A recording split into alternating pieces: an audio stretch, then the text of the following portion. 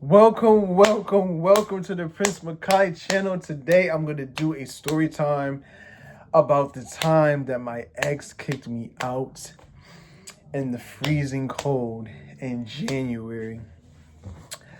Ah man. What happened was my ex and I got into a fight, a really bad fight, in front of his friends. We had just came back from the club. He had invited his friends over. It was like five, six, seven of us.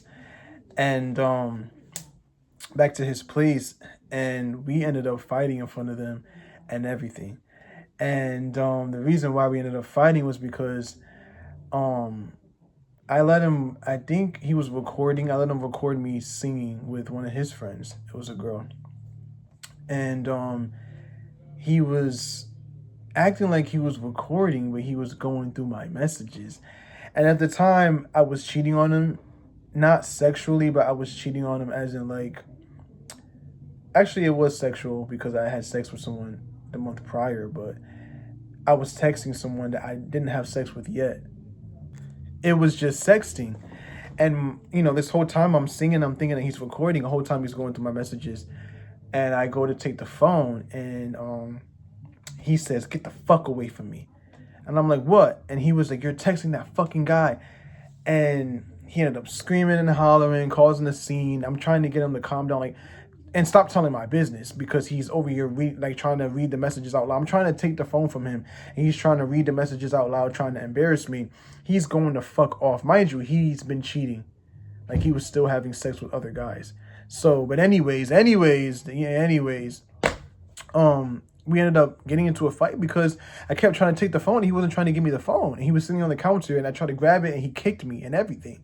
Got the phone from him. He started screaming and hollering. Everyone's trying to break it up. But I lunged at him to kind of grab him because he kept telling my business. My ex was the kind of person that whenever you got into it with him, he would tell your business in front of everybody. He doesn't care where you guys are. He's done that many times. We've been out. He's gone up to random people, angry and upset, telling my business. He causes scenes. He doesn't care where he's at. He causes scenes and everything. Like, I have videos to prove it. Like, I have videos to actually prove, like, we've gotten kicked out of the club one time because he was causing the scene. He gets drunk and he runs to people and tells them, "He's doing this to me right now. He's doing this to me right now." And this is just what he does. So he was just kept telling everybody, "You're fucking cheating on me. I knew it." And da, da, da, da, da. And I'm just trying to get him to shut the fuck up. It was really embarrassing. We ended up getting into an altercation. They broke it up. And he ended up kicking me out. Before he kicked me out, he had called my mom. Actually, I called my mom, and because I don't drive, so at the time I didn't have any money. I didn't have a job at the time. I didn't have any money to get an Uber back. He lives in a town that is like 40 minutes away from where I live at. So I was just calling my mom like, "Hey, you might have to come get me. My ex is kicking me. He's kicking me out the house," and he just starts screaming, "Cause he cheated on me, Lakima. I just went through his phone." Da da da da. And so, to make a long story short, he ends up kicking me out, and literally, I think he actually, and he called the police on me. The police had to escort me out. So what happened was, it was like 3 o'clock in the morning when that all happened. His his friends left. I left, and then I came back. I think I stood outside the complex. His friends left, and then I came back in. He let me back in. We got into it again over that. And then he threatened to call the police. He was like, "Get out." And I'm like, "I'm not going anywhere." And he says, if you don't leave, I'm going to call the police. He called the police on me. Yep, he called the police on me and kicked me out. The police told me, you got to go. You know what I'm saying? It's his place, and you got to go. And at the time, I did have a job. I was working at PetSmart. My bad. I was working at PetSmart. And mind you, I have allergies, guys, so that's why I'm sniffing so much. But I had allergies. I'm sorry. I had a job. And I was working, but I don't think I had gotten paid yet. So I was broke. So when I refused to leave, he called the police on me. And at that point, it was like 5 o'clock in the morning. Mind you, it was 20 degrees outside, 20. They said, "You got to leave the premises." And so I ended up leaving, and I ended up staying at. I ended up literally like a homeless person standing outside of this plaza that plaza tomato. Anyways, you know what I'm saying. Next to his apartment complex, and staying there waiting for my mom to come get me. At that point, when he had called, it was like 5 o'clock in the morning. Um, and if I'm trying to get the story, I think I had waited a while before I called my mom again. Because when I called her, I said I'm getting kicked out, but I didn't get kicked out yet. I'm trying to just. It was at this point. It was a year ago. In the beginning of 2024, so it's coming up on 2 years next month that all this had happened. Just know that I waited out there for about an hour for my mom to come get me in the freezing cold. This homeless man walked by. He thought I was homeless. Like, it was so embarrassing. It was super embarrassing. It was freezing cold. I remember I literally was so cold. Like, I felt like I was gonna cry. Like, my hands were numb. Everything was just freezing.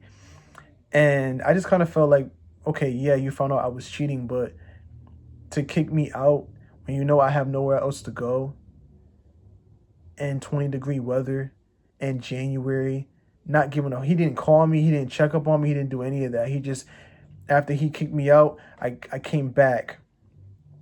And then we got into it again. He told me to leave again, threatened to called the police, and I had to leave. So at that point, my mom came and got me at like 7 o'clock in the morning. And I literally had to stay out there for an hour in the freezing cold. I was freezing, standing outside the plaza, outside one of the stores in the plaza. And it was embarrassing. And I vowed to never even speak to this man ever again. But ended up, like a few weeks later, ended up taking him back. But that was the story about the time that my ex kicked me out of his house because he saw messages in my phone, sexting another guy that I didn't even to this day I haven't had actually recently, like this whole time I was with my ex, I never even did anything with the boy. But because he saw the messages, and mind you, he was cheating. Cheating too. I went through his phone, hundreds of messages of him talking to other guys, linking up with other guys. But anyways, in his world, he never did anything. He's admitted it to me, but he'll never tell anybody else because he just likes to keep this goody two shoes kind of image that is kind of like not real, and people that really know him know that it's not real. Not to talk bad about him, because I still care about him and all, but that's one of the things that I have forgiven him for. But I always used to tell him afterwards that I would never give you the opportunity to do that to me again. But I did. I ended up taking him back, staying at his crib.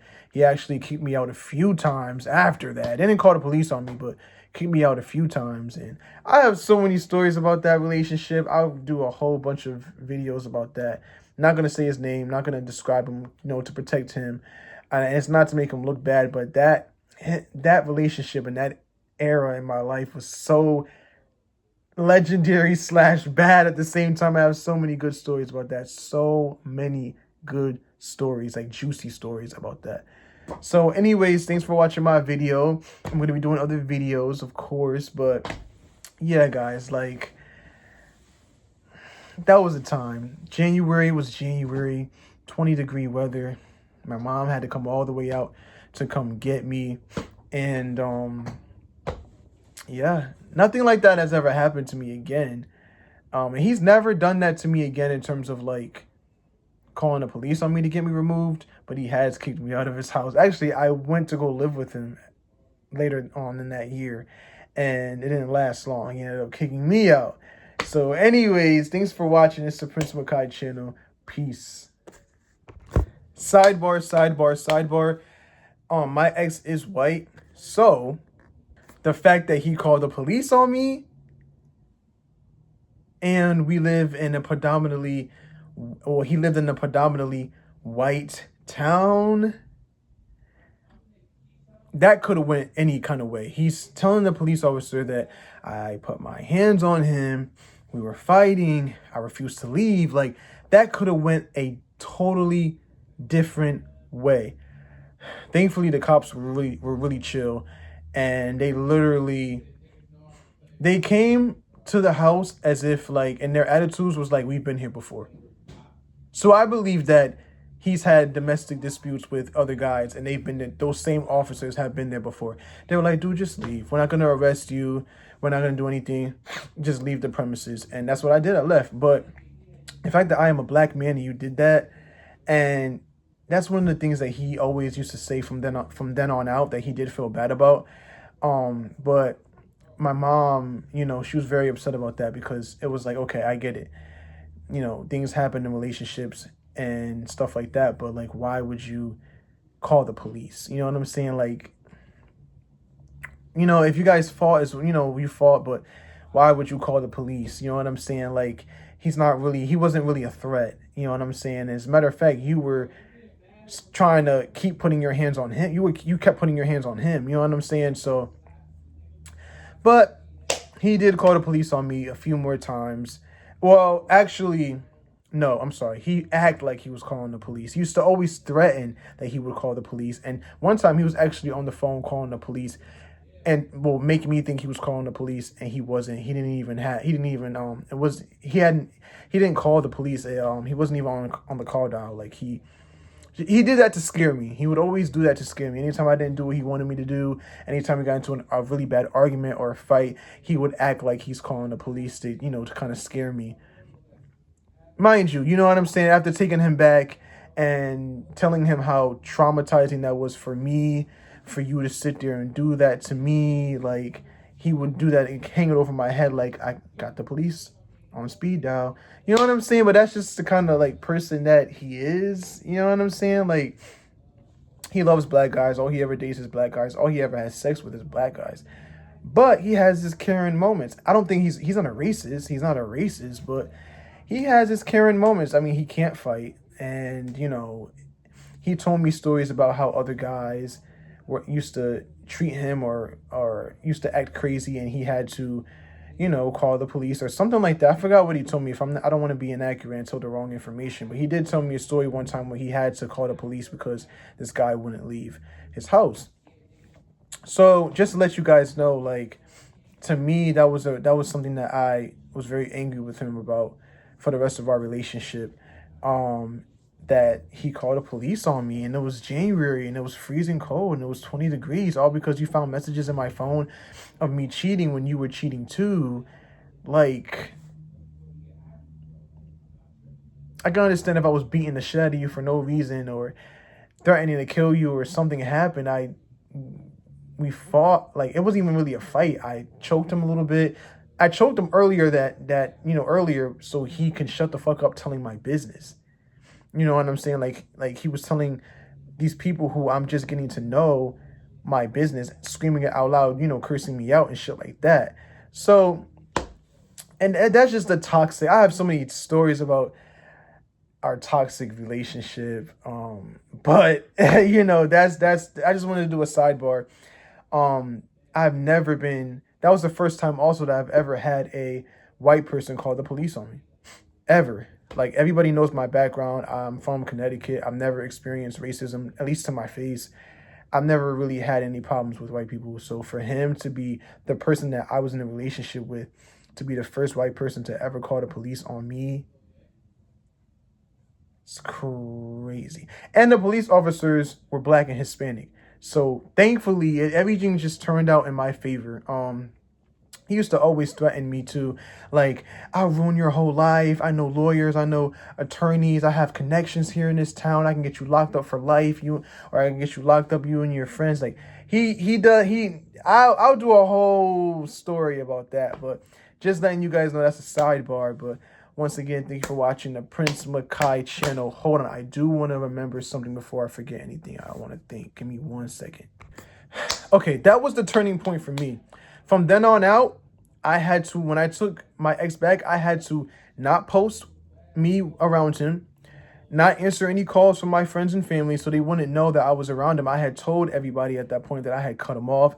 So when I started to take him back, and I started to, be around him again and be in a relationship with him again and stay at his house and stuff, I literally would not answer calls. I literally would have my camera off. When he wasn't around, I would talk to them, like lie and say I was somewhere else, because everyone was telling me, if you take this person back after he did this to you, you first of all, we're not gonna fuck with you because we're not gonna agree with that. And just, I just didn't want to hear it. I didn't want to hear, the backlash from my family and friends. So I had to literally, he used to really be hurt by that. The fact that I would post pictures of us out places with his friends, only post me and his friends, never post him. Like, I was hiding him for a good 2-3 months. I was hiding until I couldn't hide it anymore. And I just told everybody, look, I took him back. But I was hiding him, and I didn't want to tell the real reason why. I just acted like I was just being an asshole, but that was the real reason why. Another thing that I want to also bring up as well is the fact that a lot of people look at it as a racial thing. Maybe he was being racist. I don't think he's a racist at all. I would say this. I don't think he's a racist at all, but he's definitely a Karen. He's a Karen. He grew up spoiled. He grew up, he doesn't know how to fight. He grew up, prissy and proper, and he's like a Paris Hilton. He comes from